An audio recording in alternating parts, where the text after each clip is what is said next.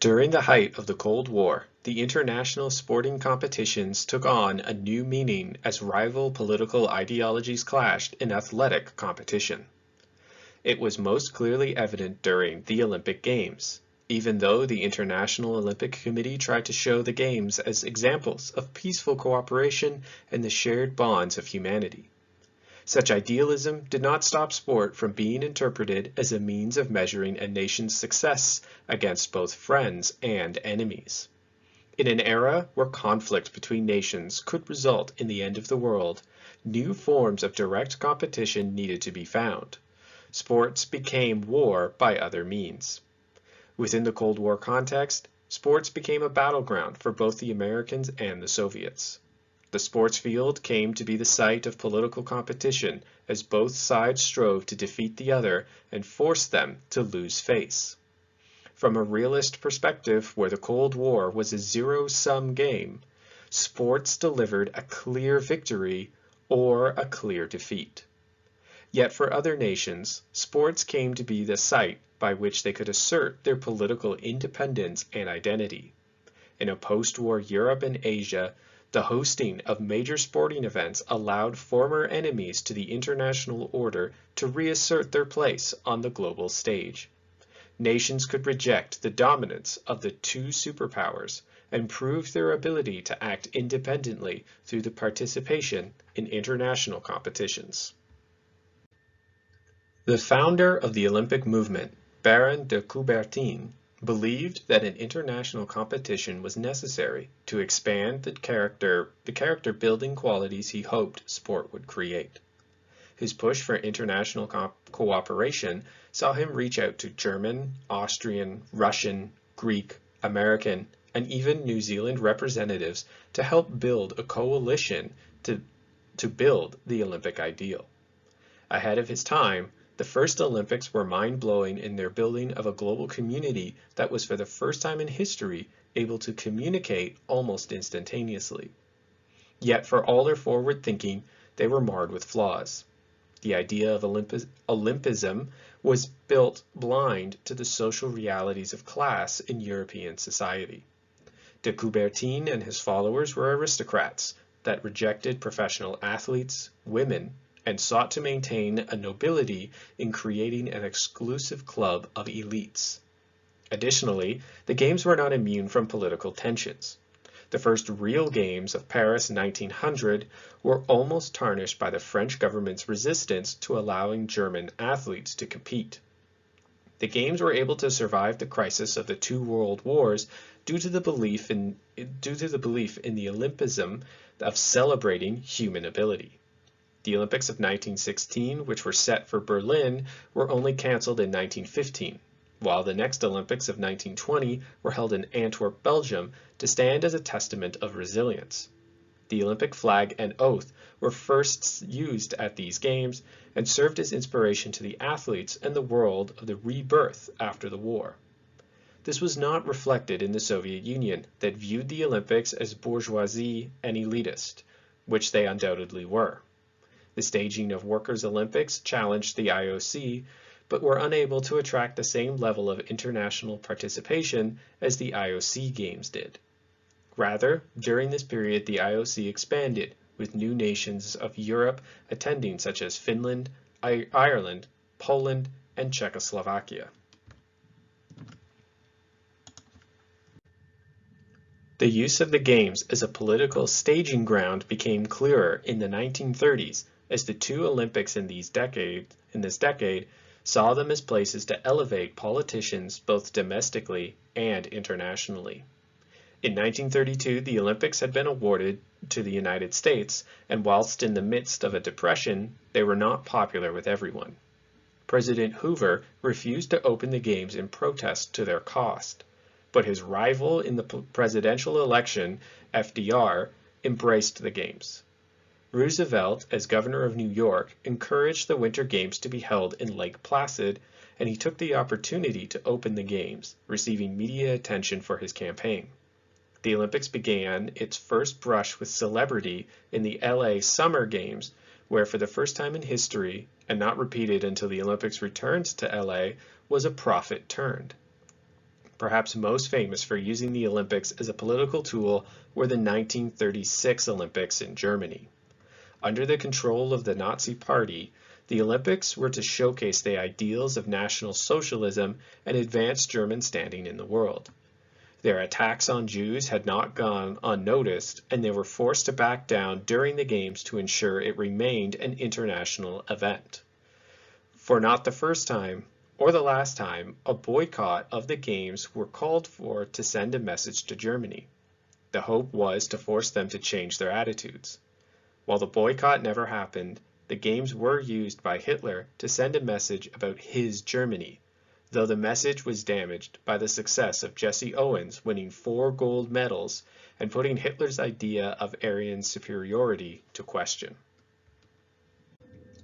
The IOC survived the Second World War due to their move to Switzerland, and while 2 Olympic Games had been cancelled, they once more called on the nations of the world to return to the Olympics in 1948.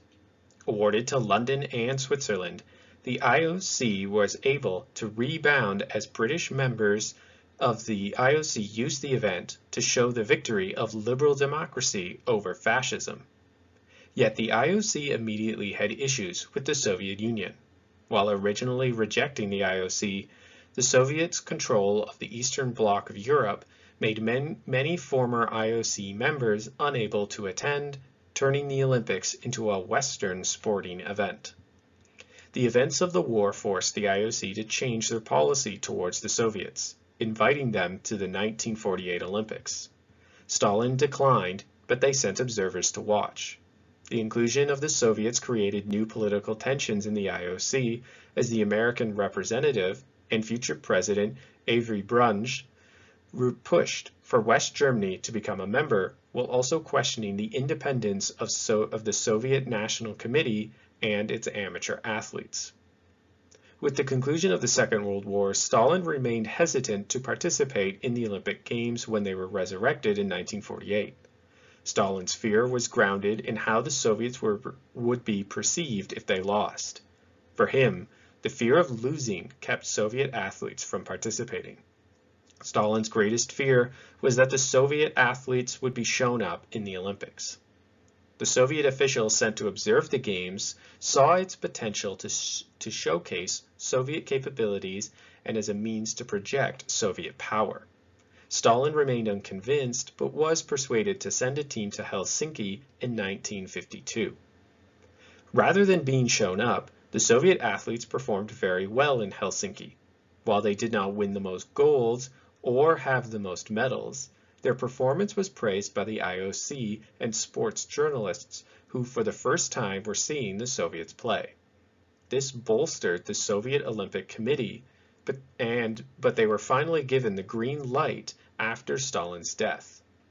Nikita Khrushchev, the new leader of the Soviet Union, encouraged the development of the Soviet sports program, resulting in the strong showing of the Soviets in the 1956 Melbourne Olympics and in every game afterwards.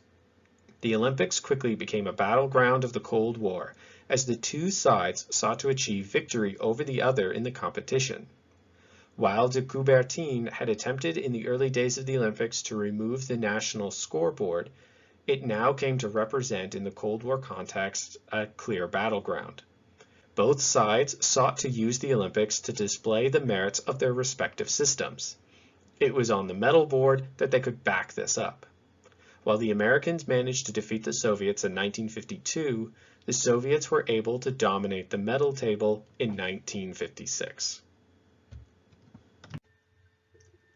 The rapid success of the Soviets was combined with a growing sense of weakness in American youth in the post-war period. A number of reports on draftees for the Korean War revealed a perceived weakened and soft American youth. President Dwight Eisenhower took this fear to heart and created the President's Council on Youth Fitness in 1956, which would be expanded under President John F. Kennedy to the President's Council on Physical Fitness. The discourse of the muscle gap was centered on the need to not only make the youth of America physically fit, but to also teach them the ideals of American citizenship. the muscle gap of the 50s and 60s portrayed an anxiety in the United States towards their survival in the Cold War. Using sports, American politicians, but also civilians and civic leaders, sought to teach the next generation of Americans how to be proper citizens and encourage the physical and mental toughness, along with a patriotic character to succeed. For all their pushes to encourage sporting success, the success of the Soviets continued to defy American ideas about the success of liberal democratic citizens creating the best athletes. The success of the Soviet athletes could not be natural, as they were able to not only outperform other athletes, but they did so with such success that they had to be cheating. Quickly, rumors spread of the use of steroids by Soviet and Eastern Bloc athletes that gave them a boost. The use of testosterone on female Soviet athletes was said to be making them more masculine and therefore stronger than any normal woman. The claim of Soviets using steroids was given legitimacy in 1954 when the U.S. physician for their weightlifting team claimed at the World Championship that Soviet doctors were injecting their athletes with steroids. To discredit the Soviets, the Western medical community and sports administrators began linking the use of steroids to replicating the Nazi racial ideals of Übermensch. The claims that the Soviets first learned about the use of steroids from the Nazi invasion in World War II led many to believe that they had taken a page from their enemy's book to win. The image of roid-raged communists whose loyalty to Stalin and the Soviet Union were mirrored to the image of Hitler's Aryan supermen who committed the atrocious crimes of the Holocaust. The use of steroids was seen to represent the Soviets' drive to win at any cost.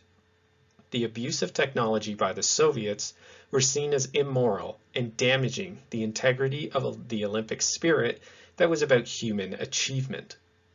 The link between the drugs and totalitarian regimes allowed for the demonization of communist nations and their interference in sports to win at all costs.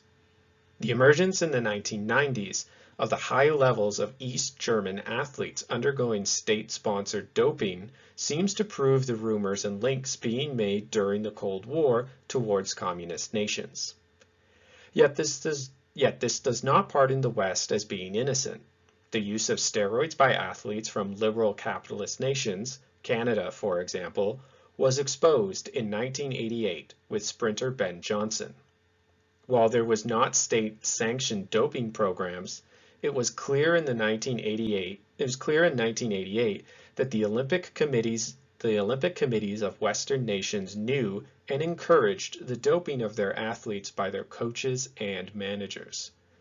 This meant that many athletes were not properly supervised by medical personnel when taking these drugs, and that when or if they got caught, blame could be kept on the athletes or coaches. Yet the drive to stop drugs from being part of the Olympics came not because the Americans wanted to keep the games pure, but rather from a fear of the use of drugs on female athletes. The use of steroids by the Soviets was replicated by American male athletes as doctors and administrators believed they needed to use the drugs to keep up. It was not seen as cheating, as it only leveled the playing field. Rather, it was the use of steroids by Soviet female athletes that drove the Americans to push for sex testing.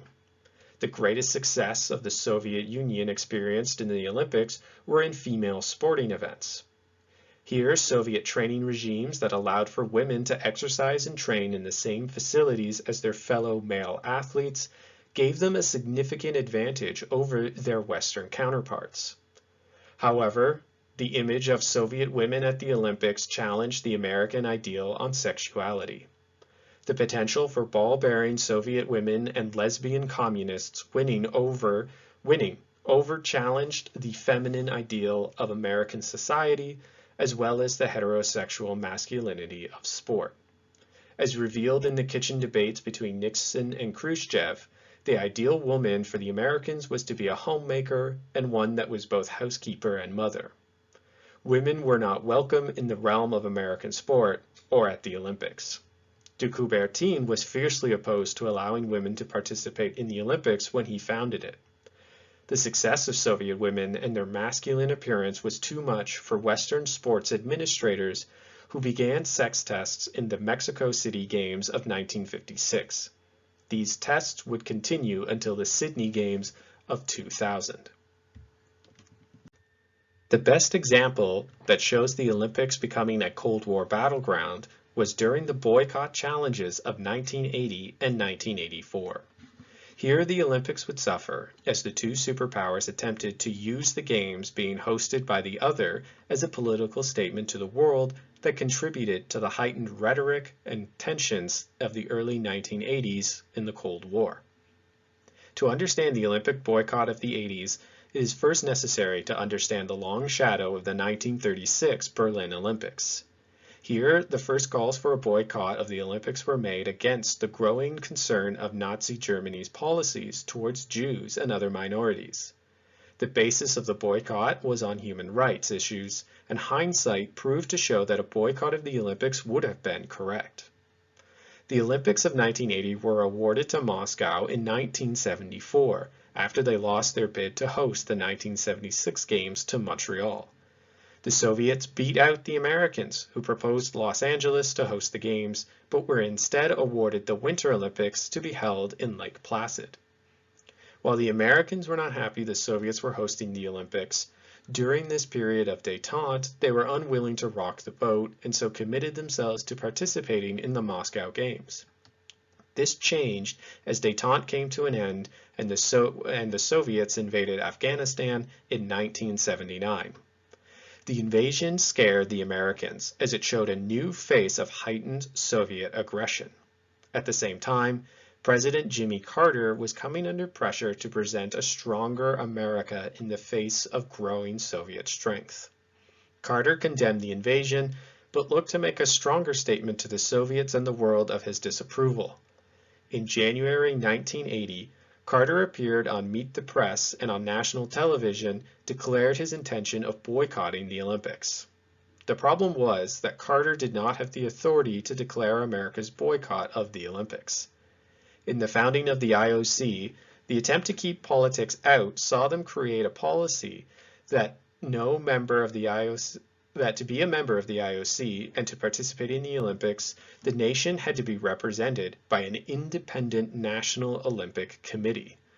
These national committees could be funded and supported by the government, but could not be controlled by them. These rules were undoubtedly flexible, as the Soviet Olympic Committee was never truly independent of Kremlin or Politburo influence. But in America, their Olympic Committee was openly independent.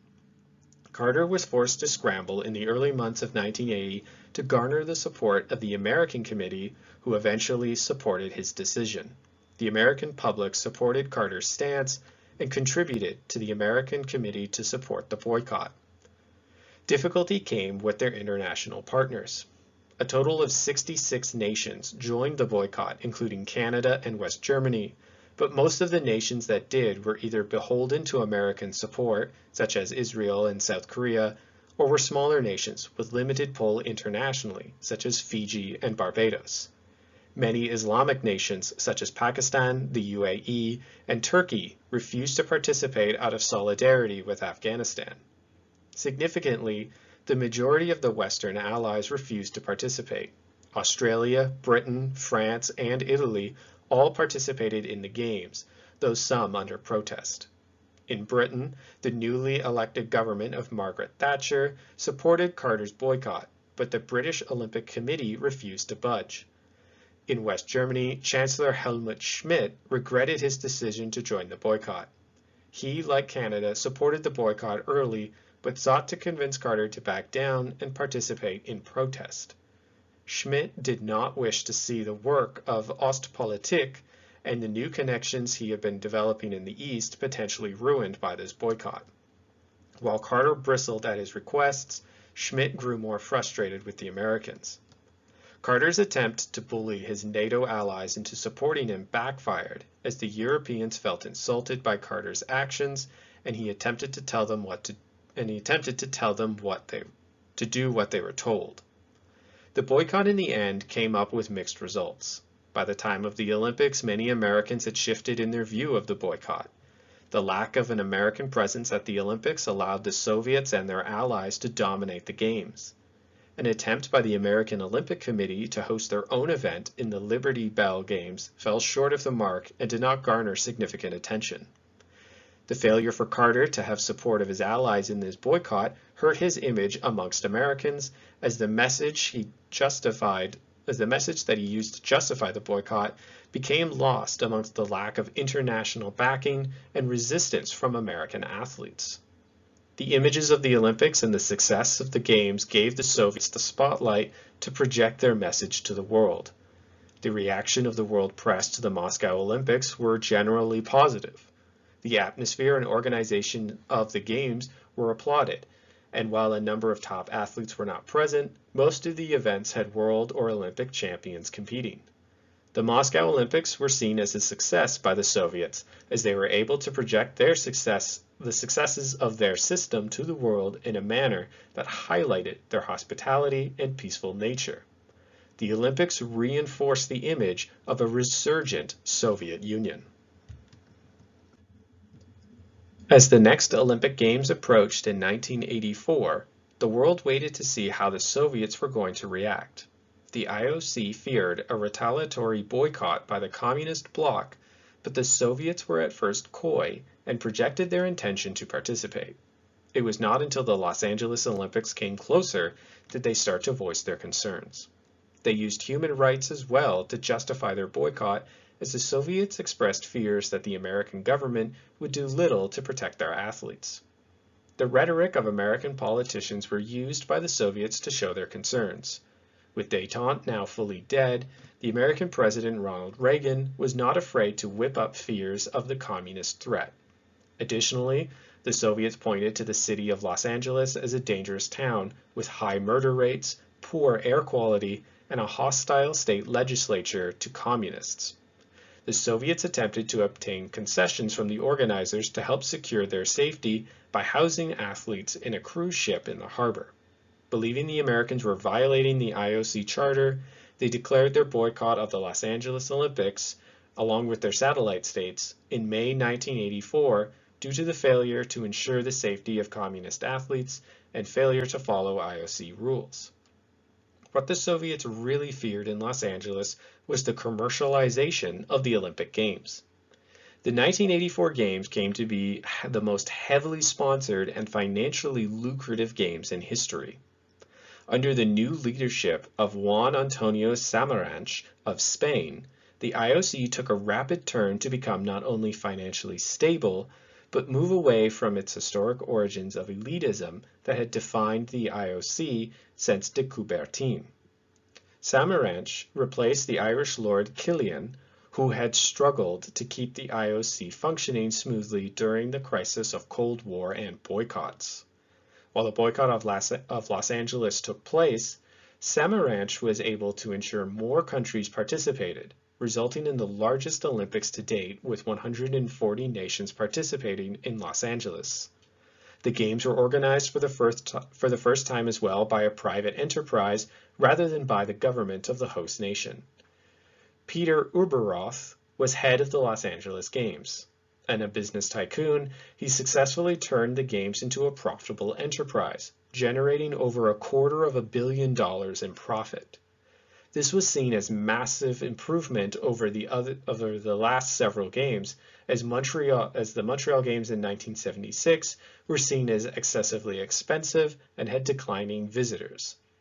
The failure of the Soviets to participate in the Los Angeles Olympics gave the Americans the ability to project their message to the world unimpeded. Here the glamour and glory of American life was broadcast as Reagan's America delivered a message of success and opportunity.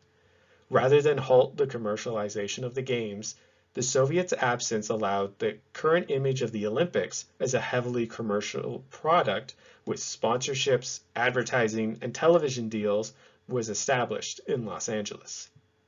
Most famously, the fast food restaurant McDonald's lost huge amounts of money when they ran a promotion giving away free food for every American medal won. Because of the Soviet boycott, the huge number of American victories saw the company give away more food than expected. The Olympics served to assist in nations asserting their national identity in the Cold War as they used the events and the hosting of the sports events to challenge the bipolar nature of the Cold War. Athletes, placed on the center stage, were able to seize the opportunity to send a message through their actions. The American sprinters in Mexico of 1968, holding their fists in the air with black gloves on, allowed them to publicly challenge racial inequality in America on a global stage. In a Cold War context, the Hungarians in Melbourne of 1956 performed a similar action of challenging Soviet power in Eastern Europe. The Hungarian Revolution of 1956 had broken out in October, and by November, the Soviet Red Army had suppressed the revolution. As the revolution was ongoing, Hungarian and Soviet athletes were on a boat to Melbourne, Australia to compete in the Games. The Games being hosted by a Southern Hemisphere country saw them occurring in the summer of November and December. Hungarian athletes learned of the revolution on the ship, but did not realize the violence and brutality of the Soviet invasion until landing in Australia. Hungarian refugees from the revolution and from the end of the Second World War who had fled the communist takeover began organizing protests against the Soviet athletes in Australia. Animosity between the two Olympic teams quickly developed as many Hungarian athletes denounced their former compatriots.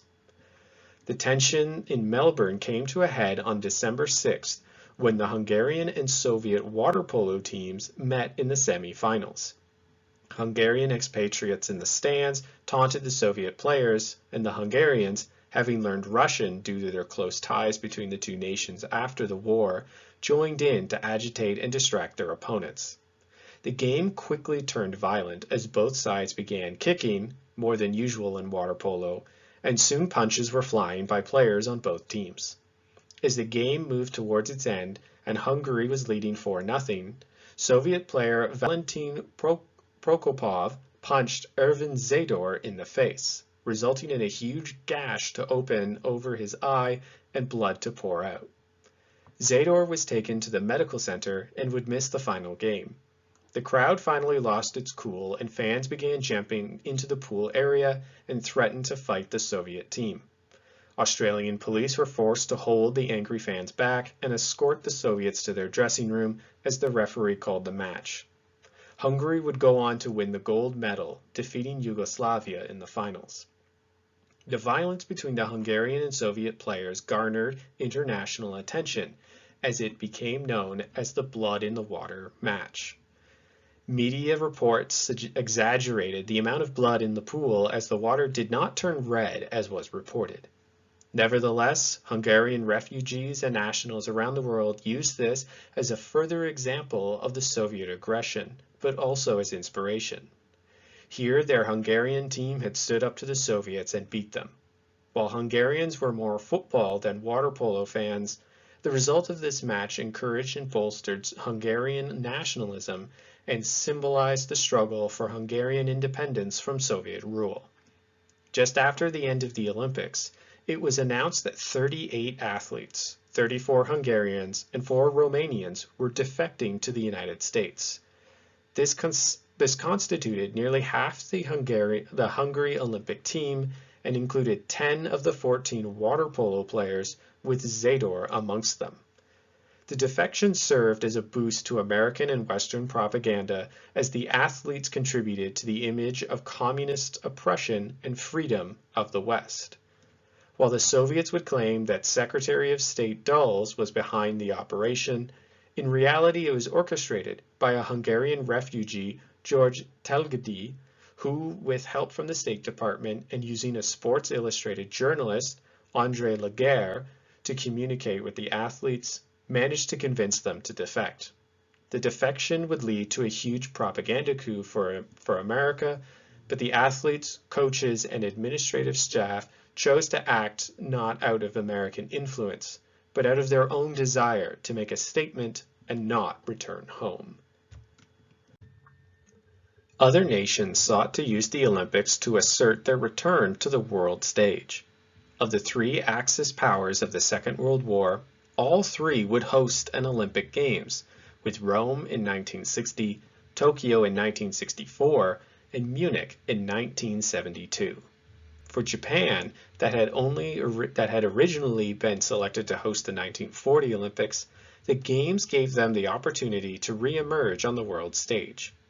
Hosting the Games provided a significant boost to the morale and national consciousness of the Japanese, as the Games showed they were equal to the West in terms of cultural production.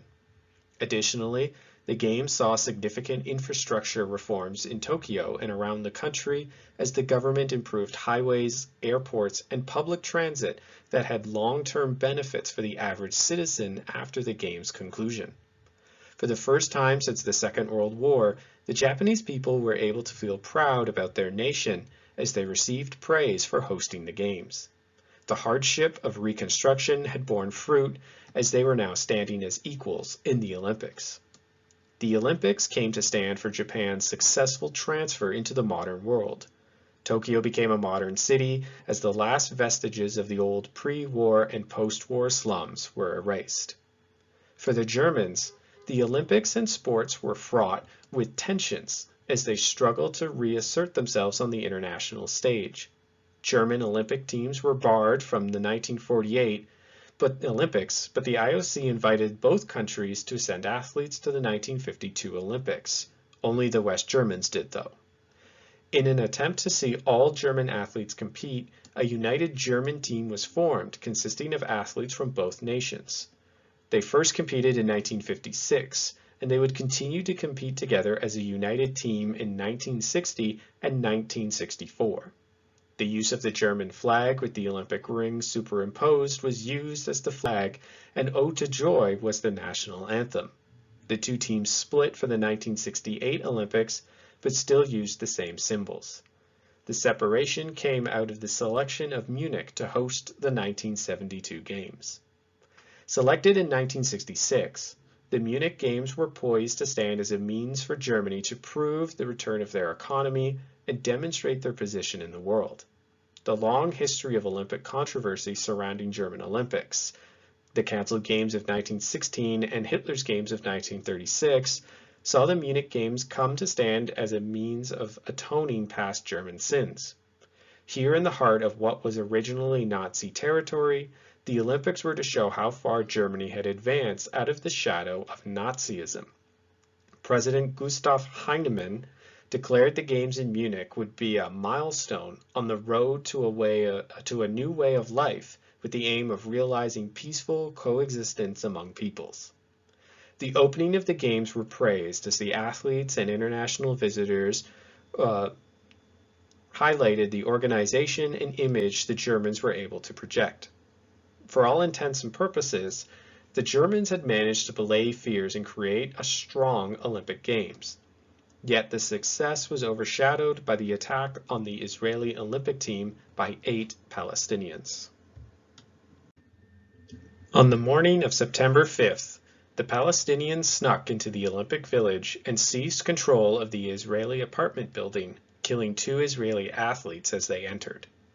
Attempting to negotiate the release of political prisoners in Israel, the German Chancellor Willy Brandt was informed by Israeli Prime Minister Golda Meir to not negotiate. In an attempted ambush at the German military airport, the German police bungled the operation, resulting in the deaths of 9 Israeli hostages and 5 of the Palestinians, with the last 3 being captured. The result of the attack damaged the image of the Games. For the Germans, the Olympics that were supposed to resurrect their stature in global affairs resulted in further horror as the attack overshadowed every event. The attack on the Israelis by the Palestinian terrorists revealed the opportunity the Olympics provided as a means to challenge political opponents on the world stage. The huge media coverage and gathering of global figures increased any action as the world was left watching in awe. For the Palestinians, the attack served to highlight their resistance to Israel. For those not part of the established world order, These global events can serve as a means to undermine the soft power by physically disrupting or attacking the Olympics. Yet such acts against soft power of nations can have consequences, as the world's response was condemnation rather than support for Palestinian grievances. The IOC pushed on to finish the Games in Munich, expressing their unwillingness to relent to political pressures or attacks to change the message they were projecting about Olympism and human achievement. For China, the Olympics have served as both a means to assert their place on the world stage, but also to influence international support for their policies. Chinese involvement in the Olympics has shifted based on the Cold War and their own stance in global affairs. After Mao Zedong's victory in the Civil War and the founding of the People's Republic of China in 1949, the Chinese were not entirely welcomed by the IOC. 3 Chinese delegates were already sitting on the IOC at the time, and they were not trusted by Mao to properly express China's interests. All 3 members had been named by the Nationalist Republic of China, and 2 of the 3 had fled mainland China for Hong Kong and America before Mao's victory. Deng Shuoyi was the only member to remain in China. While at first seen as a dangerous figure, Deng was nearly arrested due to his close association with high-ranking nationalist government figures. Members of the Communist All-China Athletic Federation attempted to remove Deng as the last Chinese member to the IOC and have him imprisoned. Deng was saved due to the fact that in 1919 he had helped coach and referee basketball games Premier Zhou Enlai had attended as a student at a YMCA Deng had helped run. Zhou saw potential to use Deng as an already established figure in the IOC to advance Chinese interests in participating. Zhou envisioned the Olympics as an avenue to express Chinese success to the world and help spread their revolutionary ideas through sports. Encouraged by the Soviets, the Chinese conformed to IOC demands and prepared to send a team to the 1952 Helsinki Games. However, the problem of Taiwan soon came up as the IOC decided to allow Taiwan to participate as the Republic of China.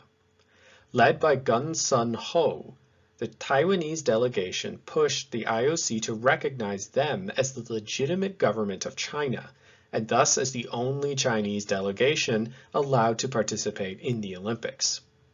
While the IOC decided to let both participate, the Taiwanese boycotted the 1952 Olympics, and only one communist athlete made it to Helsinki in time to compete. With the election of a new president of the IOC, an American Avery Brundage, the Chinese question returned. Refusing to acknowledge the problem of China and Taiwan, Brundage silenced any and all attempts by Deng and Zhou to discuss how to solve the problem of 2 Chinas. Brundage's personal animosity towards Mao Zedong's communist revolution came from his personal art collecting, as he was not interested in Chinese politics that restricted his ability to buy art from mainland China while he was able to do so in Taiwan. The People's Republic of China were also shut down by the Soviets, who feared that attempts to introduce a domestic squabble into the IOC would only cause problems for other communist states who were trying to advance their own goals. Brundage would remain steadfast in following U.S. State Department policy, and being stonewalled, the Chinese eventually gave up trying to advance their agenda after Mao began the Cultural Revolution. The reintroduction of China to the Olympics came with Lord Killian, who attempted to solve the problem. The increased ties between China and the West, instigated by U.S. President Richard Nixon, began to force the IOC to find a solution to introduce the Chinese to the Olympics. Canadian Prime Minister Pierre Elliott Trudeau forced the issue in Montreal in 1976 when he demanded that Taiwan could not compete under the name of the Republic of China. Lord Killian argued that common sense demanded that the People's Republic of China Olympic Committee be recognized and come up with an Olympic solution. Due to the non-political nature of the Olympics, the use of the word country or nation in the charter was to be for a geographic area. This allowed Killian to argue that the Olympic Committee of the People's Republic of China was different from the Olympic Committee of Chinese Taipei. Through this technicality, the People's Republic of China were allowed to compete in the Olympics as they represented not all of China, but the geographic entity that was called the People's Republic of China. The first Chinese athletes to compete were in 1984.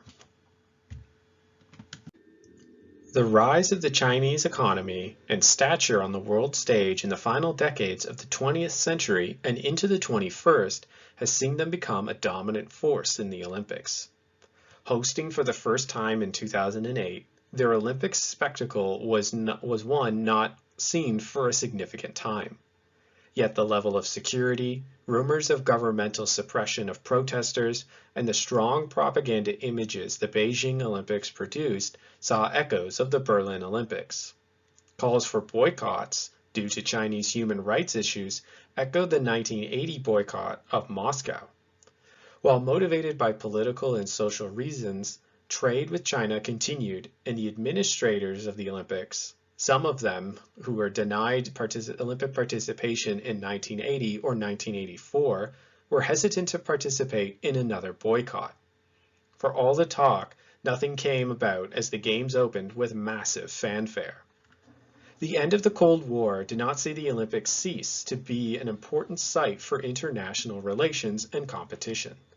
The Olympics are a spectacle and provide a stage by which the host nation and the visiting athletes compete before the eyes of the world.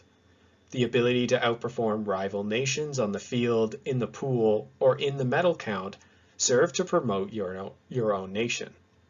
Yet, outside of the sports, the Olympics, like the UN, allows for nations to meet face-to-face in an expression of soft power.